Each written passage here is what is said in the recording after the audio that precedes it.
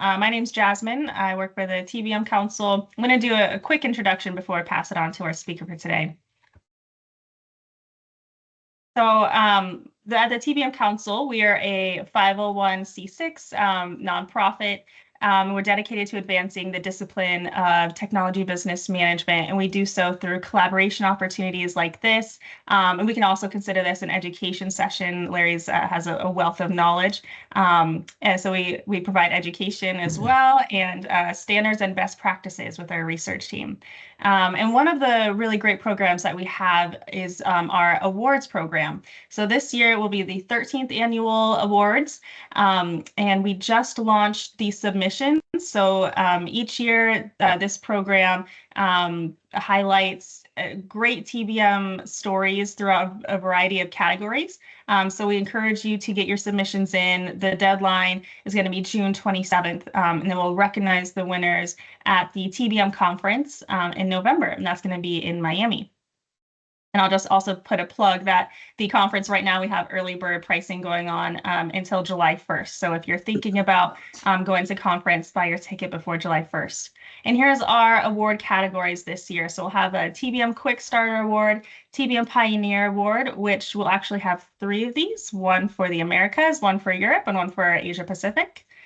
Financial impact, portfolio product excellence, cloud value creation, public sector excellence, and TBM professional of the year will be individual based, whereas the others are all organization based. So take a look at our awards page on tbmcouncil.org, and I encourage you to submit an application.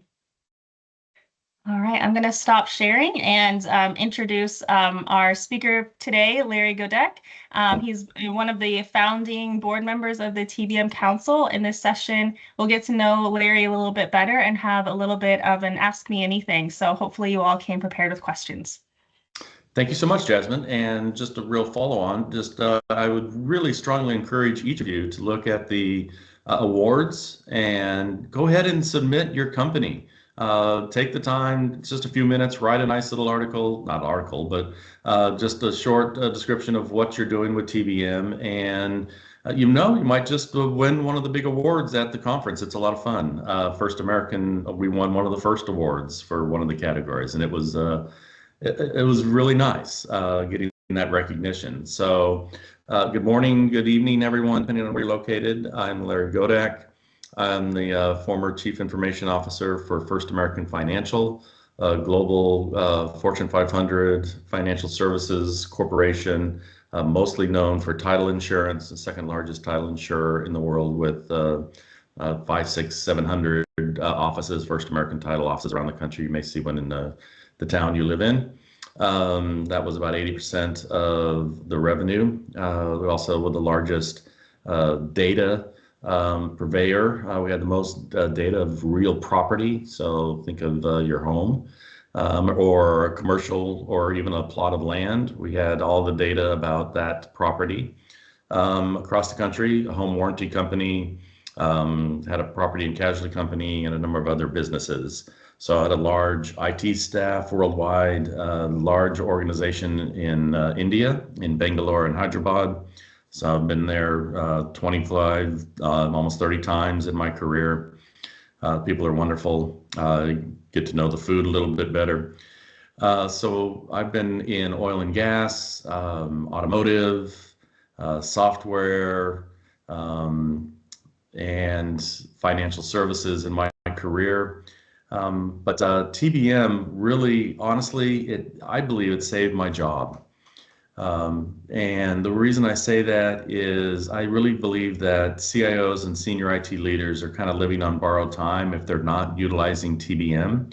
And what I mean by that is if you have a budget of over, and I use, and these terms are just general, really anything over 10 to $20 million, it's really hard to manage all of your vendors, all of your suppliers, all of your spend of that, whether it be personnel costs, again, the vendors, internal costs for hardware, software, cloud, to do all that in Excel. So you really need a tool and a framework, and that's really what technology business management is. It's a framework for how CIOs and IT leaders manage IT as a business. Okay, what the heck does that mean? Well, what that really means is complete transparency of 100% of your IT spend across the different areas that make up IT. And encourage you all to look at the TBM taxonomy that the TBM Council has put out, because it has every single area that you would put a spend category on, all the different buckets. And then it shows you how to take all of your compute, whether it be on-prem or in the cloud, and how to take all those costs directed at compute, all the server costs, if you will, versus all the storage costs, versus the networking costs, versus the personnel costs, versus application development costs, versus infrastructure, versus project management, on and on and on. So you can map 100% of those costs to provide complete transparency. So I once had a boss that told me, you know, Larry, you keep coming back to budget meetings asking for more money every year, but I honestly don't know if we're spending too much on technology, not enough on technology, or just the right amount. You haven't been able to explain that to me in my terms. So what he was basically saying is you better figure out how to do that and figure it out fast. Luckily, I found TBM, which gives me and gives you that capability on how to explain not only to the CEO, but the CFO, and the different business leaders. So that was the big win when we started mapping all of our costs across all of the different IT segments in applications. Then we started mapping a business unit to all of their applications that they use, that mapped to all of the different infrastructure and application costs and security costs. And then we could start to say to that business leader, I now have complete visibility into how much I'm spending on your division versus your counterpart's division. And I may happen to know that because interest rates went up, guess what? People aren't refinancing their homes as much. Well, there's a division at First American that focuses on refinances. Well, guess what? That division was hurting because interest rates went up. That had nothing to do with them. That was just an economic factor. So they needed to look at how can we reduce our costs. And they said, you know, I'm having to, you know, struggle to reduce my costs that I can control, but I can't control the corporate IT allocation I get every quarter. So that's set. And I said, well, no, it's not.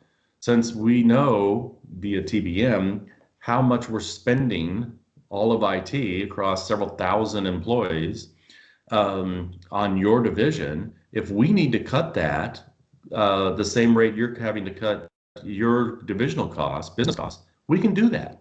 We can look at shifting those some dollars over to and resources over to, say, the commercial division, which was growing at that time. And it was a wonderful conversation, and I can't tell you how impressed that division leader was with corporate IT, having that transparency and having that partnership to have that communication path to that business leader. Believe me, if you want a seat at the business table, TBM is the way to get there. So I love this quote, and that is, if you're not using TBM to manage your spend, your IT spend, and be transparent, your successor will be. So that's kind of a threat and kind of a promise and what I've seen in my career. And I've been using TBM in my career since, 2018 when it first came out, 2017. So with that, I'll pause because I really want this to be about you all and answer any questions. And again, this was Ask Me Anything. So I've got, in my 20 years experience as a CIO, I encountered every situation, business or technology related. Since retiring recently, I'm engaged in advisory boards and consulting, a little bit of consulting work on my own time. It keeps me engaged with emerging technologies around generative AI, cloud, blockchain, so I can certainly speak to that. It also gives me time to do some volunteer work and play as much golf and tennis as I want. So highly recommend retirement.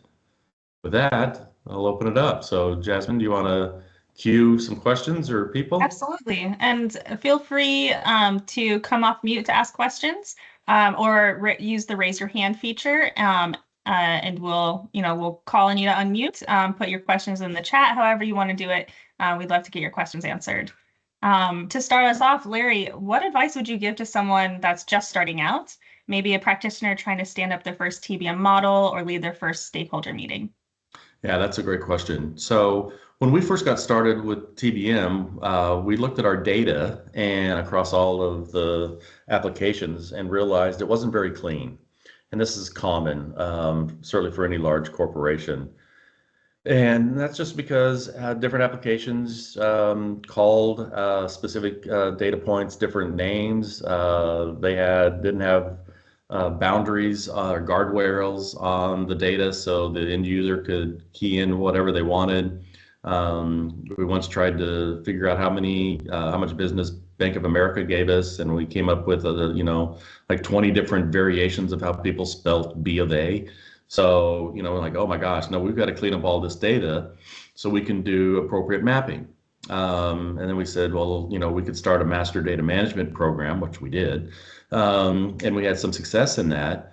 But that was a major, major initiative to get all the business units to agree on what is a customer, what is an order, all those fun conversations that you get into the weeds with, who owns the customer. And so we said, as it pertains to TBM, we could wait until we clean the data up, or we can just get started now. Let's pick an application, let's pick an area of the business, let's pick an area of infrastructure, and just take the data that we had and load it into the model and see if we could find some insights. Maybe they're not 100% correct, but if they were mostly correct, let's not let the, the perfect get in the way of the good. And so we did that and gave ourselves 90 days to say, let's load a piece of the business data that we had. And again, let's just see if we can find some insights. And lo and behold, within that 90 days, we actually found several $1 million of cost savings. So my advice is to get started.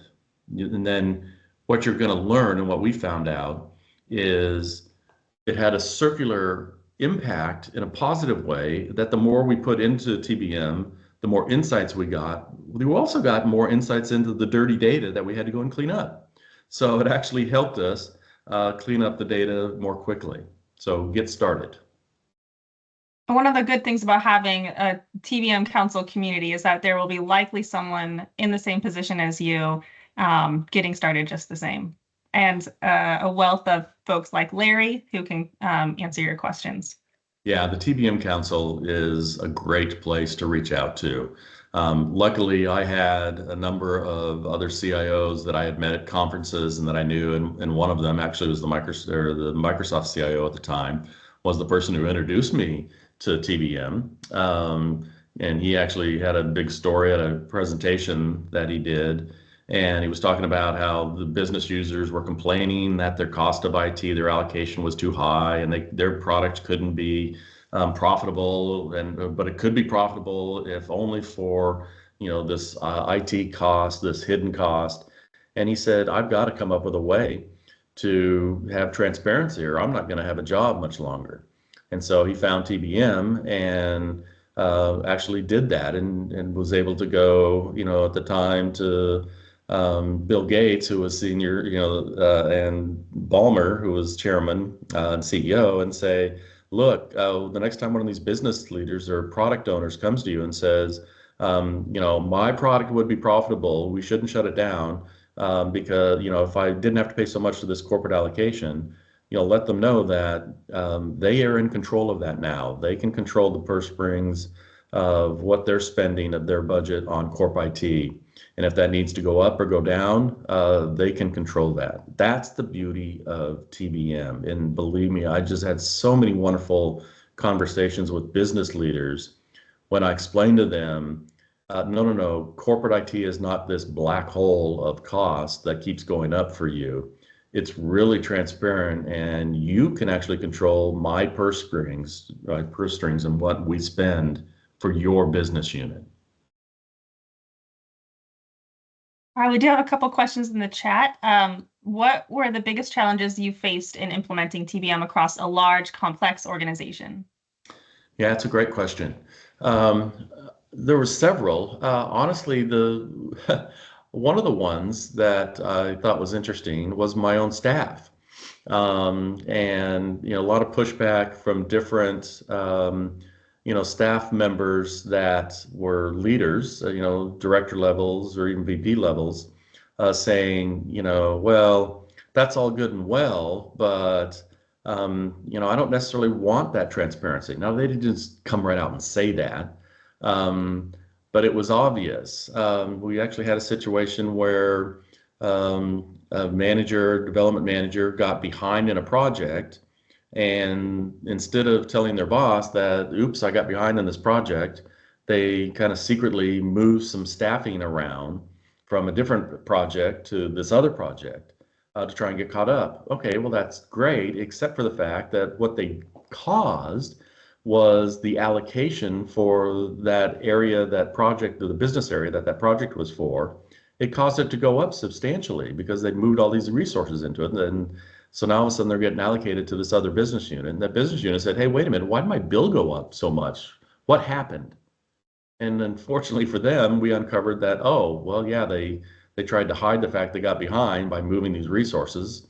And because we had transparency, they got called out. So, certainly getting everybody on board. Now, I will say TBM works best top down. So the fact that I had the ability to say, I understand your concern. I know you're busy. I know you don't want to, at the end of the day or at the end of the week, put in all the hours that you spent on this application versus this application versus goofing off and trying to allocate and, justify the hours that you spent or didn't spend on things you're supposed to be working on into a tool so we could capture all of these hours. I get the fact that it's hard. It's one more thing you got to do, but you have to do it. And if you don't do it, unfortunately, we're going to find some people that are willing to do it and be transparent. So, that's one thing you need to be able to do. And so I was able to actually, kind of have the hammer to say, no, we are going to measure everybody's hours across all applications. So that was really one of the biggest ones we came up with. Yeah. Oh, that's great. I see Arya Vikas. Do you want to come off mute to ask, or I can read off your question as well? I'll go ahead and read it. So one of the current administration's cost-saving priorities encourages federal agencies to buy COTS/GOTS rather than building custom applications. Will this shift in IT acquisition strategy and ongoing maintenance impact or change how TBM framework, particularly the extension for federal government, should be applied by IT and business leaders? Yeah, it's not just federal government. It's a good point. Do you buy off the shelf? Do you bring in consultants? Do you outsource? Or do you build your own in-house? And, we actually, when we got more mature with TBM, we kind of struggled with this question because, we had a large staff and had a large infrastructure staff. And so sat down with the VP of infrastructure and said, look, I've got all these consultants coming, consulting companies coming at us saying, you should outsource your infrastructure. You should outsource your storage. You should do this. You should move this to the cloud. And it's going to be cheaper. We can do it cheaper, faster, better than you can. Whether that be infrastructure, whether that be application development, whatever the case may be. And so, I said, honestly, let's think about this. The good news is because of TBM, we know exactly what our in-house cost is. So we built the system in-house. We were housing it in our own data center at the time before moving to the cloud. Even when we were in the cloud, we had our own cloud instances and there was a cost for that. And so what I said is, look, if there's a vendor that can truly show us that they can either build this system, run this system, or run an infrastructure component cheaper than we can, why wouldn't we outsource it? Or why wouldn't we let them build it? Or why wouldn't we buy off the shelf? We'd be silly not to. And so we actually went down a path where we looked at, I think it was 3 or 4 of the top, at the time, infrastructure consulting companies and said, bid on it. We're happy to have you bid. And because we know exactly what our cost is. And if you can beat it, great. And it was interesting when we went through the exercise, we actually found out that in fact, when it was all in cost, and we have to make sure that they're, all in cost instead of hiding cost in their bids, which they tend to do, we ended up being cheaper than they could do it for us. So, but it's a good exercise to go through. All right, so Jeff Collins asks, what success have you had or seen with using TBM framework for measuring ROI for business or business impact of a cloud transformation? Yeah, that's a great question. So ROI is a great thing with TBM. So what I love to tell business leaders is, look, when we talk about an initiative, whether that be cloud or whether it be a business initiative, there's a perceived return on investment. So the business leader saying, if you would only build this for me, my division will make $10 million a year. And again, you can apply this to cloud as well. And I'll get to that in a second. But what we said is, look, IT controls the I, you control the R. So business leader, the return's on you, whether you make the return or not. If we build it correctly and we invest in the cost of it, that's the I component. What's the investment or the cost to build it? So if it's going to cost us, 15 million to build it, and you're saying you're going to make 10 million a year, so you're going to recoup that cost. You're going to have an ROI, a positive ROI, in a year and a half. Well, that's a pretty good business justification. We should go ahead and get approval for that and spend the money. What tends to happen is IT spends the investment, but business leaders are reluctant or rarely talk about the return that they got. Did they really get the 10 millions in savings a year? Can they really show that? So that's one thing that TBM allows us, is that transparency. And it also holds the business leaders accountable for transparency. So let's talk about cloud. So, hey, we're going to all go into the cloud. We're going to move everything into the cloud because it's going to be cheaper. So I was in a consulting with organization with a number of other CIOs, and we said there's way too many hidden costs when people migrate to the cloud, and they're unaware whether they be contractual. They're agreeing to commit to a spend up front so they get a better 3-year deal, and then all of a sudden things change in their organization and they don't need that much resources, but they're already committed. There's a number of potentially shady software vendors out there that are trying to manipulate. Well, my cloud version of this platform is different than the on-prem version, so therefore the maintenance cost is going to go up 200%, and which is crazy. Or just the number of instances that developers love to spin up in the cloud, which absolutely makes them more productive. That's the benefit of the cloud. But there's also absolutely a cost to that and how those instances are being managed. So, the long and the short of it is, migrating to the cloud to save money is the wrong reason to go to the cloud. Migrating to the cloud to get more efficient, to get more agile, to get the ability to scale up compute power faster. Those are all valid benefits. But unless you're willing to get rid of a data center, sell a data center example at the end of the cloud migration, it's hard to see a real positive ROI just in pure dollars. But the nice thing about TBM is, just like on-prem, you can get complete transparency of your cloud costs. So the whole concept of, well, was it cheaper to just lift and shift this application versus refactor the application to take advantage of that scalable compute opportunity, as an example?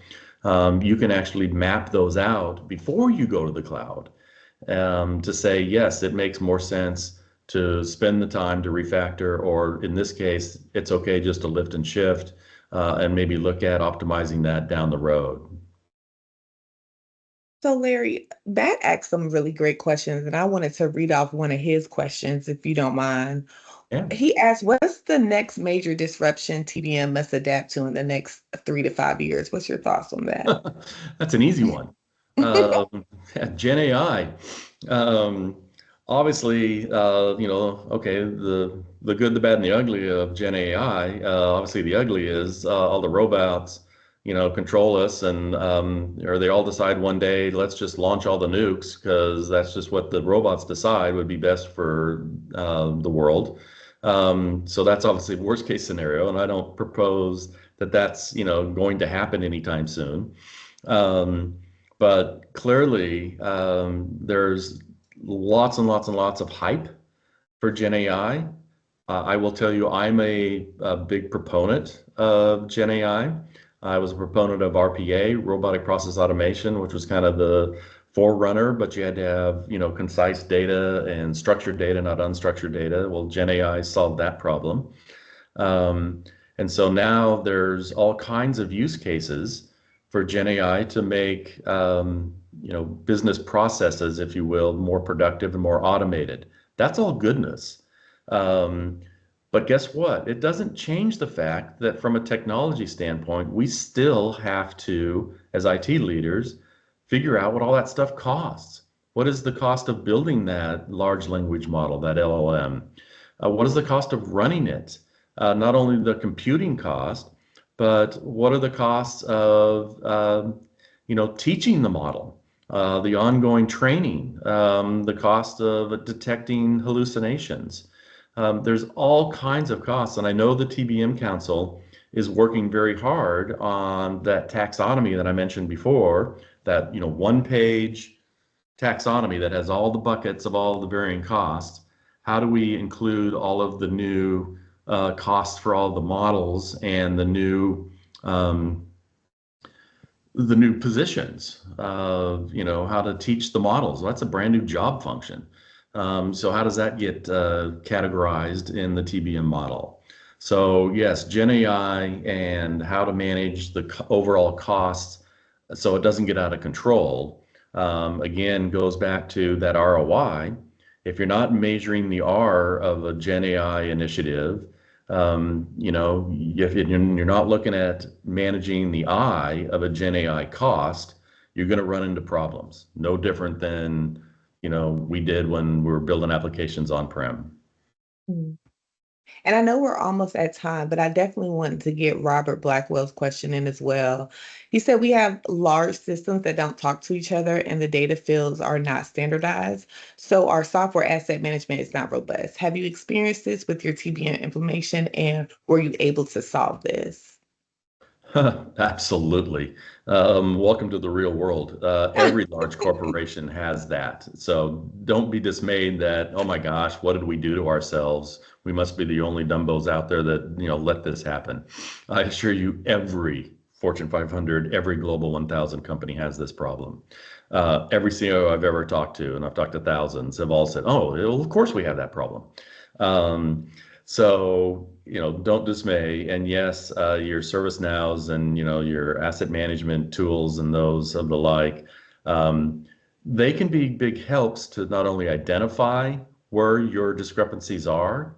I don't necessarily prescribe, unlike I did maybe 10 years ago, to a master data management giant initiative. And if there's vendors out there that are promoting MDM, or you are a big MDM person, or big data person, that's great. I'm a background as a data person, as a DBA. So believe me, data is king. Data is king in the cloud. Data is king on AI. You've got to have clean data if you're going to be successful. But from a TBM standpoint, as I mentioned before, use TBM to help identify the areas where you've got major discrepancies that are causing your asset management tools to struggle and causing your allocations and your total transparency of your costs to struggle, and focus on those. So don't try to, eat the elephant one bite at a time by cleaning up, the 400 different ways you spelt B of A. Focus on just a specific area. The customer generally how do we, going forward, put some guardrails maybe on our systems so our end users can't misspell B of A any way they want to. So that would be my recommendation. What do you think are some of the most common blind spots CIOs and CTOs have when adopting or scaling TBM? Yeah, that's a good question. And this is going to sound crass a little bit, honestly, but I've met several CIOs of huge corporations. When I explained TBM to them, they looked at me and said, "Oh, I know what my costs are. I don't need TBM. We're fine. I've got great relationships with my business partners. They leave me alone. I build systems for them, and I was hired to build technology and to be the technology leader. And by God, that's what I'm going to do." And I said, "Well, okay, that's all fine, but I'm just letting you know, if you don't communicate and don't have a regular cadence communication with your business leaders, you're not going to last, because they're not going to see the value of their spend to you is getting them. If you can't explain that in their terms." So I told everybody, thousands of people that work for me in IT, I don't ever want to hear anybody in IT speak, because it's confusing to our business people. And oh, by the way, let me just remind you, if the business people go away, we're going to go away too. They don't need us if there's no business. So if we're not learning their language and learning how to talk to them, we're going to miss the boat. So what I ask IT leaders, and I would ask all of you this one question: if you don't know how the company that you work for makes money, then you got a problem. Go figure that out. First and foremost, figure out how your business, how your company makes money. I mean, it sounds simple, but I'd be surprised, if you can't say, in my case, how $6 billion of revenue is actually generated, and how all of our applications are helping or hindering that generation of income. That's where you've got a problem, and that's where business leaders, I think, really struggle with. That's why I say, if you're not using TBM, your successor will, because they're going to come in, and believe me, if I walked in as a CIO of a company, the first thing I would do is bring in TBM and convince all my bosses and business leaders and partners, we're going to have complete transparency of the spend, and you're going to have the power to pull the levers of what that spend is, so you make sure you're getting the return on any investment you make in IT. That's so interesting that you actually said that, because the next question was, what's the single biggest mistake new TBM adopters make? Would you? Well, I would say the biggest, and again, this is just my perception, but one of the biggest issues is not having that top down. It's hard for a manager of, say, storage to say, I'm going to adopt TBM and I'm going to roll it out across the company, because you just don't have the full picture, the big picture. So, take a big picture approach to defining, start at the business level. How does the company make money? And then, from there you can go down a level to, okay, well, there's different companies within this corporation. Okay, well, how do each of those companies make money? Well, in the case of First American, the title company was the 800-pound gorilla from a revenue standpoint. All right, well, let's focus on it. Well, there's different business units. There's the home builder division. There's the residential division. There's the commercial division. There's the refi division. So how do each of them make money? And then what are the applications that support them? Okay, well, now we're down into the IT landscape at an application level. Well, in some cases, there's an application that supports multiple business units, or there's certainly multiple applications that support a single business unit. There's all the above. So, getting all those defined and getting those cost allocations, and some of those conversations are hard when an application spans multiple business units. Well, what's the fair percentage that business unit A should pay versus be allocated versus business unit B? And those are good conversations. They're kind of fun to have, to be honest with you. because you get down to, well, how do you count an order, and all of those fun things. So you can actually come up with and get the business leaders to agree on, yes, this is a fair way for UIT to allocate the cost of, say, that application across different business units. And so you just continue to drill that down, and you get that transparency, and now you're able to have those business conversations. So I think I wandered a little bit, but hopefully I answered the question. And if not, please re-ask it. It was great. And excuse me if I'm pronouncing your name wrong. Is it Villalobos Geeson? Well, they asked if an organization wants to start implementing TBM from scratch, what would be a recommended roadmap to move from simply understanding IT costs to strategically using them to align IT with the value the business needs? Yeah, that's a great question. So I would recommend the taxonomy. Actually, the taxonomy didn't exist when I started, or when we started. I shouldn't say I, it was we. So we actually had to create it. Now we had the help of other CIOs and the company we worked with, and so we were able to find those buckets on how to allocate the costs down into. And so we started doing the mapping. And so that's a great way to start. There's certainly lots of introductory courses into TBM. There's a book that we helped write out there, The Business of IT. That's been out for a while.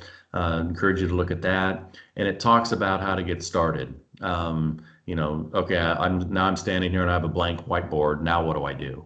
Well, first step is to find out, how do we start allocating the cost of IT into the different IT buckets. And those IT buckets, now you can start to map those up into the business. Just like I said, start with how does the company make money and go down? You can do the opposite. You can start with the IT cost and split them up by application, by business unit. Then you can start mapping those.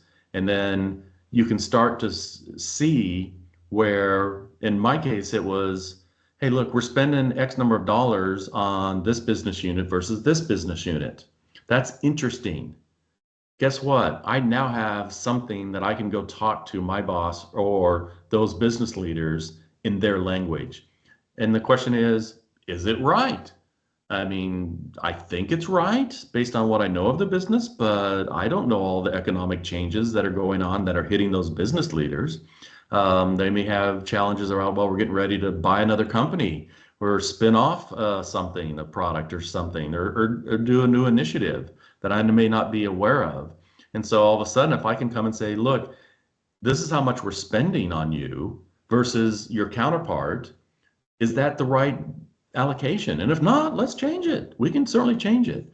Those are so powerful conversations. Business leaders love that. I love that. And I think we have about 5 minutes left. So I think we have enough, maybe one, maybe two more questions. I'm curious on your thoughts on this. What kind of TBM talent or roles are most undervalued or hard to find right now? Wow, that's a good question. For me, it was always and I'll call it the engineer, the TBM engineer, the architect, the person that actually has to sit down and map the costs and get the IT, kind of line manager people to, cough up the data, if you will, so they can load the tool. And that's a key role. And you need to have somebody that has the respect and has the clout to go to an IT developer director over several applications and say, I need your data, or your data is not very good. They're like, well, get away from me. I'm busy. I'm busy building applications here. Yeah, I get that, but you've got to have your people log the hours, and they have to do it sincerely and they have to do it correctly. Of the hours they're spending per application that maps up to a business unit. Because if they don't do it correctly, Larry, the CIO, is going to make business decisions or IT decisions based on what you put in there. As an example, well, we're going to put that you all worked on this application because I know that that's what we're supposed to be working on versus the one I told you to work on. Well, guess what? That's going to change what I see at my level. And now if I make staffing decisions based on that are turned out to be wrong, well, guess who's going to get hurt? It's going to be the poor developer or that manager that made those bad decisions. So making sure you get people to give the person who's going to key the data into the tool that is going to get spit out on a monthly basis, in my case, my CIO dashboard, the data better be correct. Right. And I think we have maybe enough for just one more. How do you see, well, 1 second, I think someone just, should roadmaps, and this is from Matt Temple, should roadmaps be set each year or reviewed and tweaked along the way? Yes and yes. So you need to have obviously strategic plans that get reviewed on I would do it every quarter to 6 months to annual basis, all the above, to make sure that IT is still aligned and to make sure the TBM office is still aligned with the corporate IT strategy, which is aligned to the business IT or business strategy. So what I would say to the TBM architect that reported directly to me, so they had the clout to go talk to all of my direct reports and their direct reports and their direct reports, is, when you come to me to meet and say, this is what we're seeing, or this is the report or the CI dashboard, tell me what changed.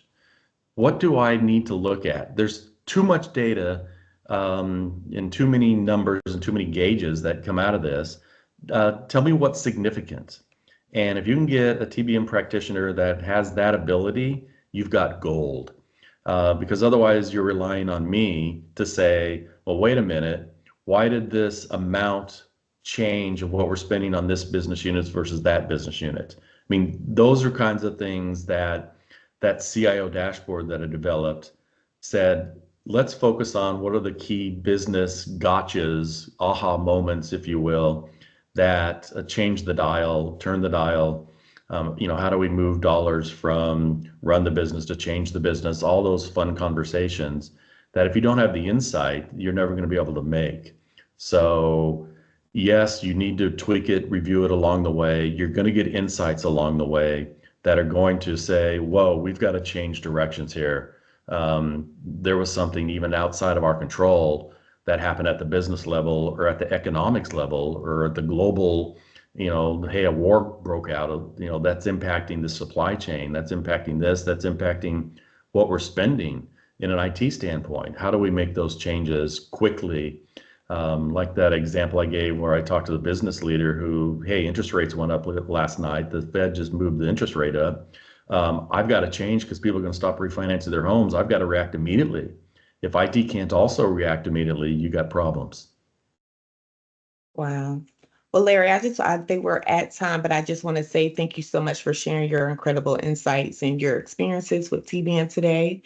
I mean, of course, your journey from implementing TBM at First American, helping organizations understand its strategic value has been truly enlightening. And to everyone who joined today, we hope you gained practical knowledge about how TBM can transform IT cost management and business alignment. And remember that the TBM Council is here to support your journey. Don't forget about our upcoming award submissions are open until June 27th, and early bird conference pricing is available until July 1st. Again, thank you all for your participation. We look forward to seeing you at future sessions. And of course, you can become a member for free, and we can drop the link below. Larry, as always, thank you again. My pleasure. Thanks, everyone. Cheers. Thank you. Have a good one. Thank you.